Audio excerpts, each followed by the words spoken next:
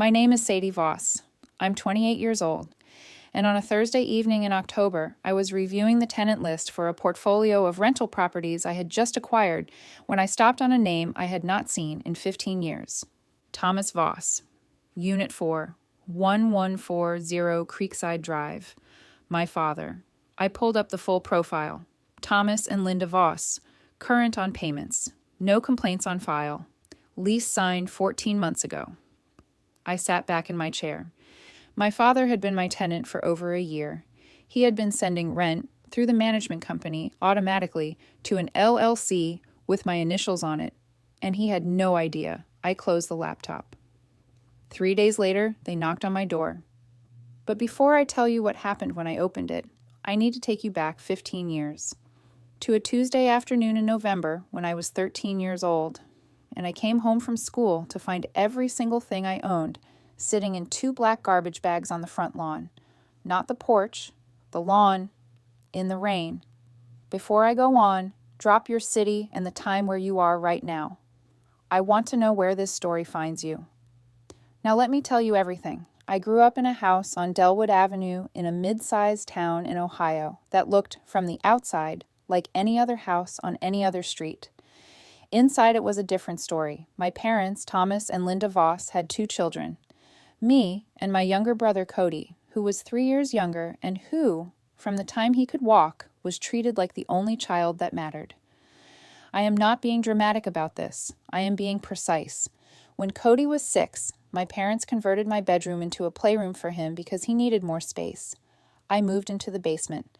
Not a finished basement, a storage basement with a single window at ground level, a bare concrete floor, and a water heater that kicked on every few hours through the night. They put a cot down there and a lamp and told me it was an adventure. I was 9 years old. I slept in that basement for 4 years. When I was 11, my school selected me for an advanced placement program that would have had me attending a magnet school across town with smaller classes and accelerated curriculum. It required a parent's signature and a $200 activity fee. My mother said no. Not because they didn't have $200. Cody's travel soccer program that year cost $800, and they paid it without a conversation. She said no because the magnet school was too far, and she didn't want to adjust her schedule for the commute. My schedule, my education, adjusted to her convenience. I went back to my regular school. I sat in the back row of classes I had already mastered, and I taught myself from library books at night because the school's textbooks weren't advanced enough and there was nothing else to do in a concrete basement with a water heater. My father was not the architect of any of this. He was something worse.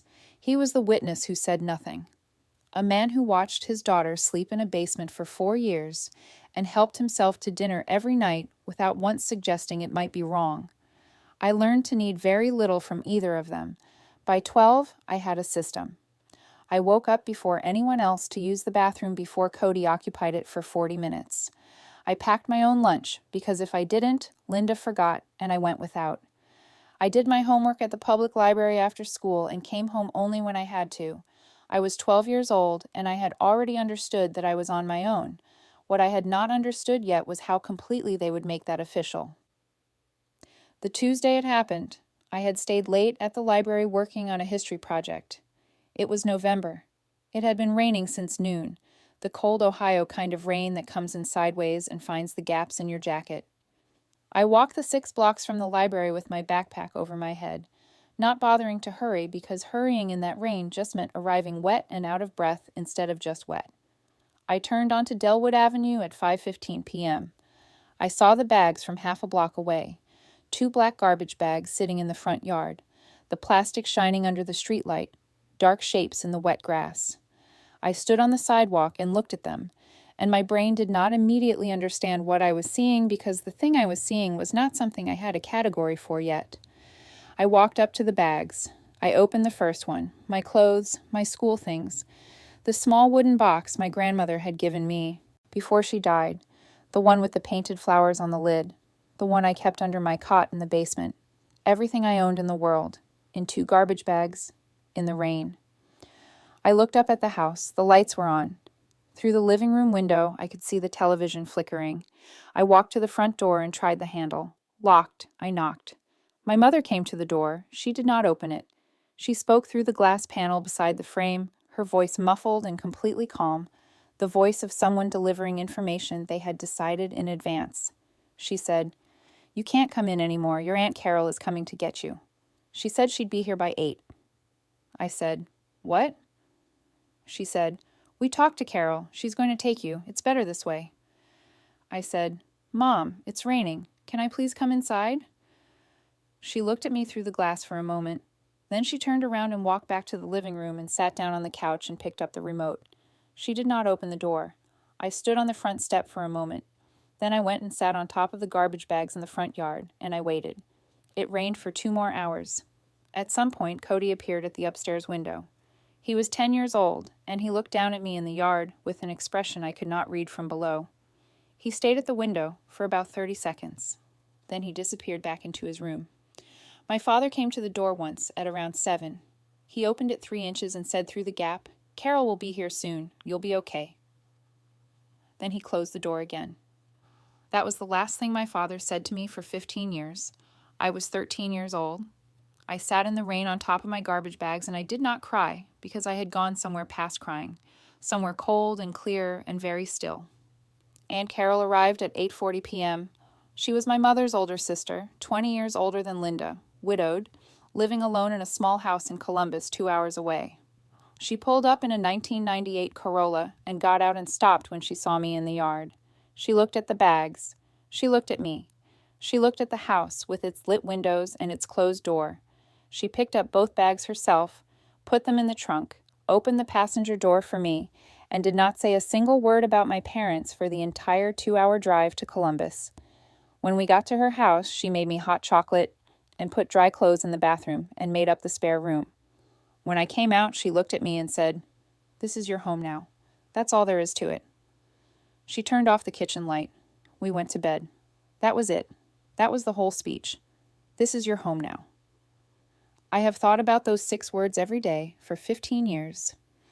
Carol had worked as a bookkeeper for a small construction firm for 20 years. She was precise and unsentimental and organized in the way of someone who has spent their life making numbers behave. She ran her household the same way. No waste, no drama, everything in its place, and a plan for everything that wasn't. She had never had children. She had never, I think, particularly wanted them. What she wanted was order and quiet and a life that made sense. Into this life arrived a soaking wet 13-year-old with 2 garbage bags and a grandmother's jewelry box. She adapted without complaint. She did not try to be my mother. She did not pretend the situation was normal or that she had planned for it. What she did was simpler and more useful. She treated me like a person who deserved to be treated decently, which was the first time in my memory that had happened on a consistent basis. She drove me to my new school on the first day and picked me up after. She made sure I had what I needed for it. When I came home with a progress report showing all, as she put it on the refrigerator with a magnet and said nothing except good, and that was enough. She also, without making a production of it, started teaching me what she knew. On weekends, I sat at her kitchen table while she reconciled accounts for the construction firm. She explained what she was doing in the practical, no-nonsense way of someone who doesn't believe in mystifying useful information. Debits and credits, cash flow, the difference between revenue and profit. Why a business could be making money on paper and still go under if the timing was wrong. I was 13 and I absorbed it, like I had been waiting for someone to explain the world in terms that made sense. By 14, I was helping her. By 15, I was running the monthly reconciliations myself while she checked my work. By 16, I had taught myself double-entry bookkeeping from a library textbook, and Carol had started paying me a small amount for the hours, because she said work deserved compensation, and that was not a principle she was willing to compromise on. My parents did not call, not once in 15 years, not on my birthday, not at Christmas, not when I graduated high school, which I did with honors, not when I got a full scholarship to Ohio State's business program, which Carol heard about before I told her, because the school sent a letter to her address as my legal guardian, and she was sitting at the kitchen table holding it when I came home. She handed it to me without a word. I read it. She said, I'll make dinner. We're having the good pasta. That was how Carol celebrated. I did not receive a single message from my parents about any of it. At 18, I stopped checking to see if one had arrived. I need to stop here for a moment, because I want to be honest about something. It would be easy, in a story like this, to present the years of building as a clean, upward line. Work hard, suffer quietly, succeed spectacularly. But the truth is messier than that. There were nights in Carol's spare room, when I was 14 and 15 and 16, where I lay awake and did the calculation that children who have been left do. The calculation where you try to figure out what was wrong with you, what you did, what you were. That made you the one in the garbage bags. It took a long time to stop doing that calculation. It took Carol saying, once, when I had been there about a year and had said something that revealed I was still doing it, Sadie, what they did had nothing to do with you and everything to do with them. You were inconvenient, that's all. Some people can't manage inconvenience. That's their failure, not yours. She said it the way she said everything, flatly, without decoration, as a fact. It was the most useful thing anyone had ever said to me. I held on to it through the rest of high school, and through 4 years of college, and through the 3 years after graduation, where I worked at a property management firm in Columbus, learning the industry from the ground up and saving every dollar I didn't need to live on.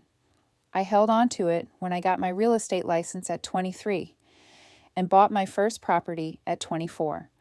A small duplex in a neighborhood I had researched for a year, purchased with a down payment that had taken me 3 years of careful, deliberate, not going out on weekends, saving to accumulate. I held on to it when the duplex cash flowed from the first month, and I used that cash flow to fund the next property and the one after that. By 27, I had 4 properties and a clear vision of what I was building and why.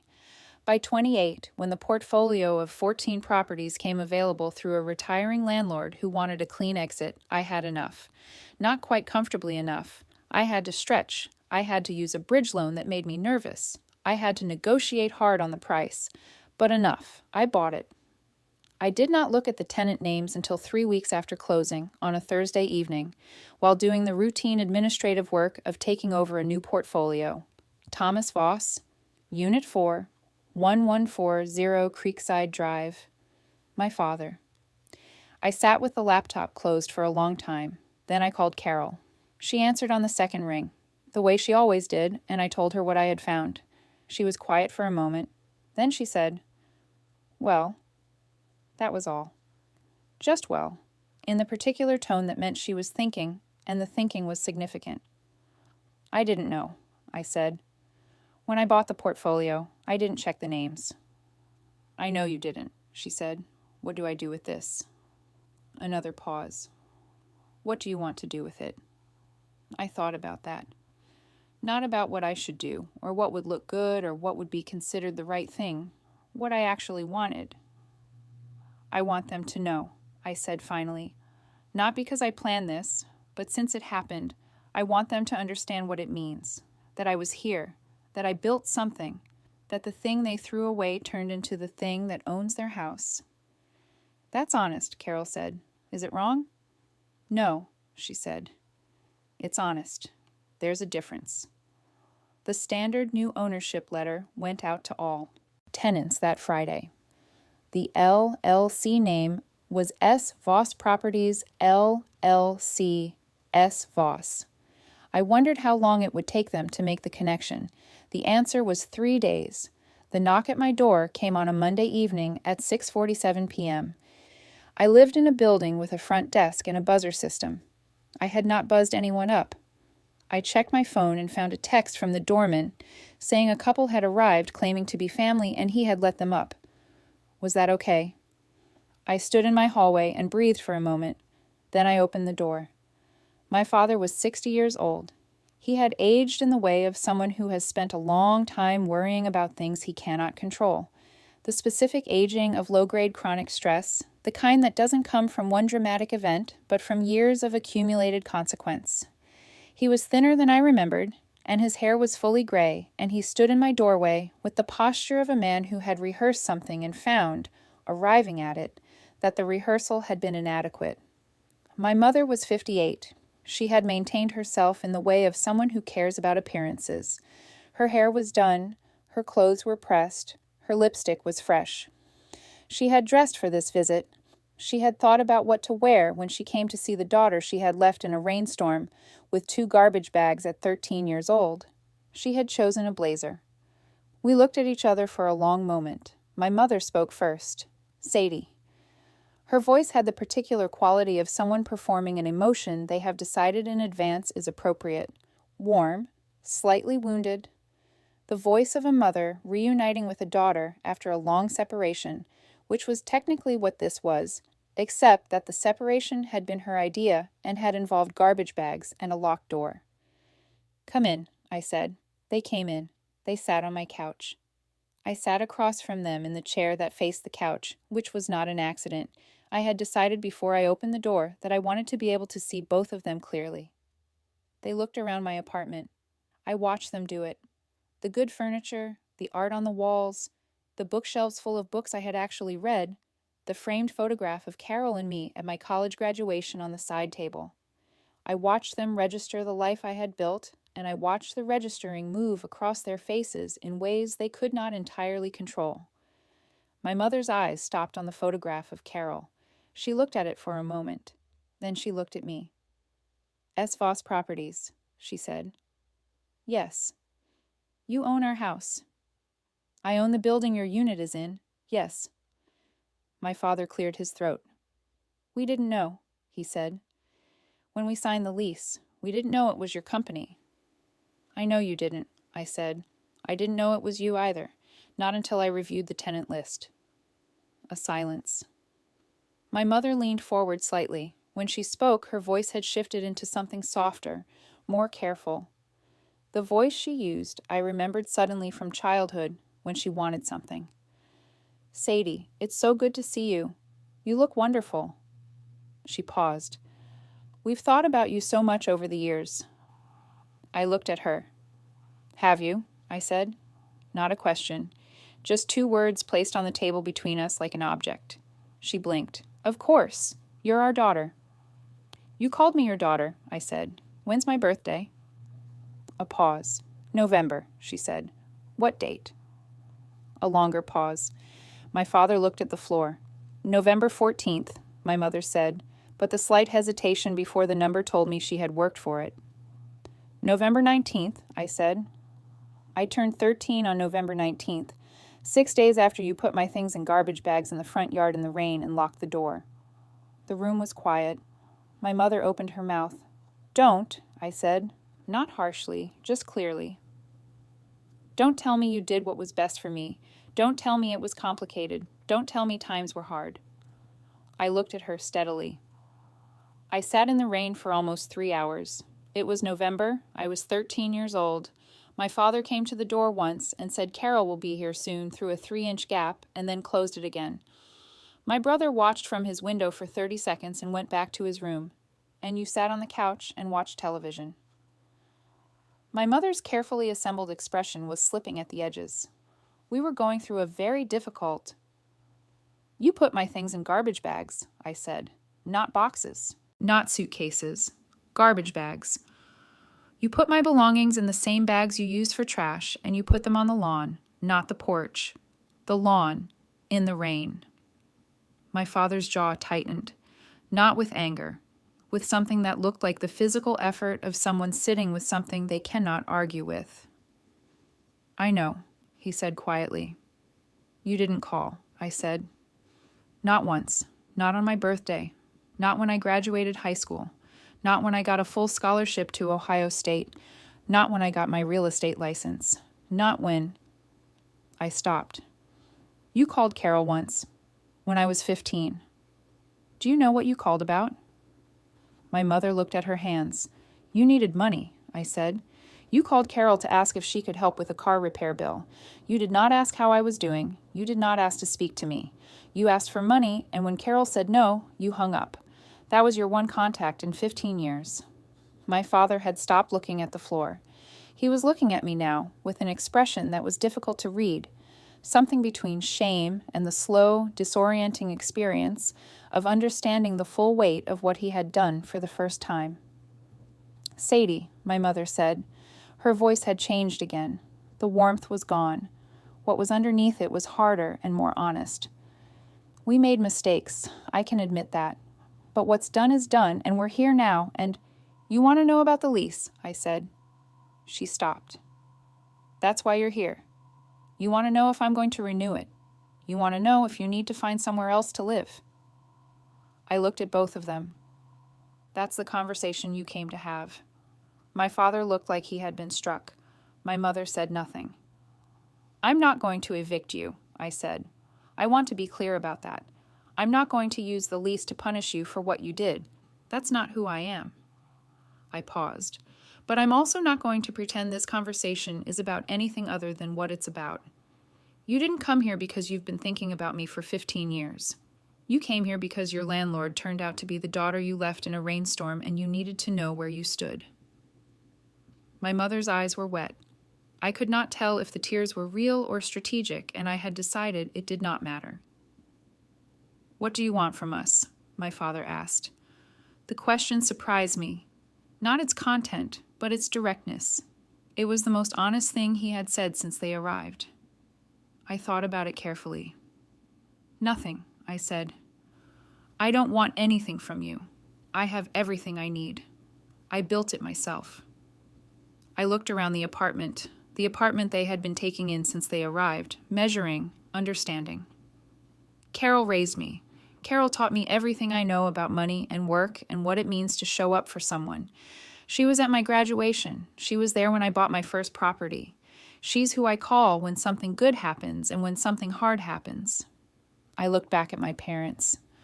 You weren't there for any of it, and that's not something that gets fixed in a Monday evening conversation. My mother wiped her eye with one finger, carefully, so as not to smear her makeup. Then why did you let us in? She asked. I thought about that. Because I wanted you to see it, I said simply. I wanted you to sit in the life I built without you and understand that the person you put in garbage bags in the rain grew up and bought your house. Not to hurt you. Just because it's true, and the truth deserves to be seen. Nobody spoke for a moment. Then my father said, in a voice that had lost every performance quality it had arrived with, I'm sorry, Sadie.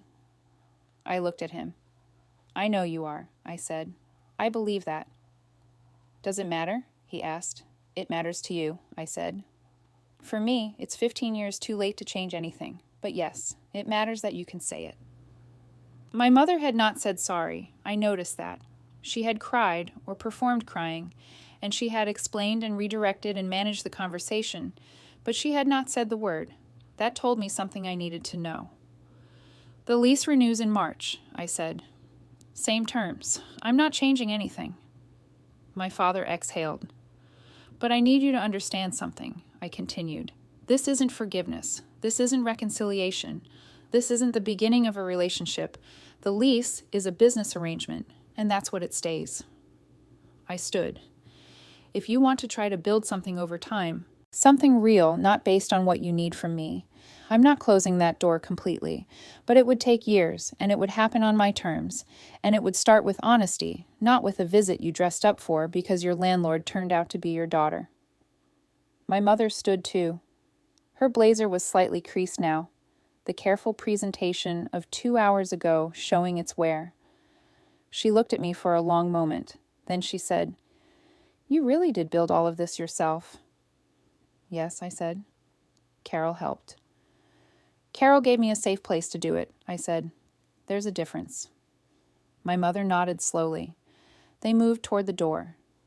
My father stopped and turned back. He looked like a man who has understood something irrevocable and is standing in the moment of understanding it. The garbage bags, he said, in the rain. Yes. I've thought about that, more than you probably think. Good, I said, not cruelly, just honestly. You should. He nodded. They left. I closed the door and stood in my hallway for a long time. Then I called Carol. She answered on the second ring. They just left, I said. How was it? I thought about how to answer that. Honest, I said finally. More honest than I expected. Good, she said. You doing okay? Yes, I said. and meant it. "Good pasta tonight," she said. "Come over if you want." I laughed, the first time I had laughed in several hours. "I'll be there in an hour," I said. It has been 8 months since that Monday evening. My parents' lease renewed in March on the same terms. The rent transfer comes through on the first of every month through the management company. I see the notification, and I do not feel triumph or satisfaction or any of the things people expect you to feel. I feel the particular quiet of someone who has put something down that she had been carrying for a long time. My mother has texted twice since the visit, both times short, careful, testing. I have replied briefly both times, not warmly, not coldly, just honestly. We are not building a relationship. We are two people who share a history and are figuring out what, if anything, comes after the accounting of it. My father has not contacted me. I think about him sometimes, not with anger, with something more like the sadness you feel for a person who made a decision they cannot unmake and has to live inside the unmade version of it for the rest of their life. He knows now. He sat in my apartment and he saw the life I built and he said, "I've thought about that more than you probably think. I believe him. It's not enough, but I believe him." Cody, my brother, called 2 months after the visit. He had heard about it from my parents. He was nervous on the phone, the nervous of someone who knows they owe a debt they cannot calculate. He said, "I was 10 years old when they did it. I didn't understand what was happening." "I know," I said. "But I was at the window," he said. "I saw you. I watched you sitting in the rain, and I didn't come down." "You were 10, I said. Still, I agreed. We talked for 20 minutes, not about our parents, about him, his life, his job, his kids, 2 of them, a boy and a girl. He sent me a photo afterward. His daughter has my grandmother's brown eyes. I saved the photo. Carol came to dinner at my apartment last month for the first time. She looked around the way she looks at everything, taking inventory, assessing, arriving at an opinion she will share when she has formed it properly. She ran her hand along the bookshelf. She looked at the framed photograph of the 2 of us at my graduation. She sat down at my kitchen table. "This is good," she said. 2 words. That was it. "This is good." From Carol, that was everything. We had dinner and talked about work, and about a property she had seen for sale near her house that she thought had potential, and about whether the construction firm she worked for was going to survive the next recession. We talked about things that mattered, and things that didn't. When she was leaving, she stopped at the door, the way she sometimes did, in that way that meant she was about to say something she had been thinking about during dinner. She said, "You know what the difference is between you and them." I waited. "They saw a problem, and they put it in garbage bags," she said. "You saw a problem, and you built something." She went home. I stood in my doorway after she left, and I thought about that for a long time. The things worth having do not fit in garbage bags. I know that now in a way that is not intellectual but physical, lived in, built into the structure of who I am. The things worth having are built over years, with your own hands and your own decisions, and the particular grace of one person who saw you clearly and gave you a place to do the building. Carol gave me that place. I did the building. My parents sit in a unit in a building I own and pay rent to an LLC with my initials on it, and I do not think of that as revenge. I think of it as the shape that the story took. Nobody planned it. Nobody engineered it. I bought a portfolio and their name was on the tenant list, and I let them come up when they knocked because I wanted them to see the truth. Not to wound them, but because the truth deserved to be seen. They saw it. And I went to Carol's for good pasta. That's enough. If someone put you in garbage bags once, literally or figuratively, and you are in the middle of the building years and it is hard and slow and the end is not visible yet, I want you to hear me. The building years are the story. Not the garbage bags, not the locked door, not the rain. What you build after, that's the story. Tell me in the comments what you're building. I want to know. And if this found you when you needed it, share it with someone who is still on that porch, waiting for someone to come. I'll see you next time.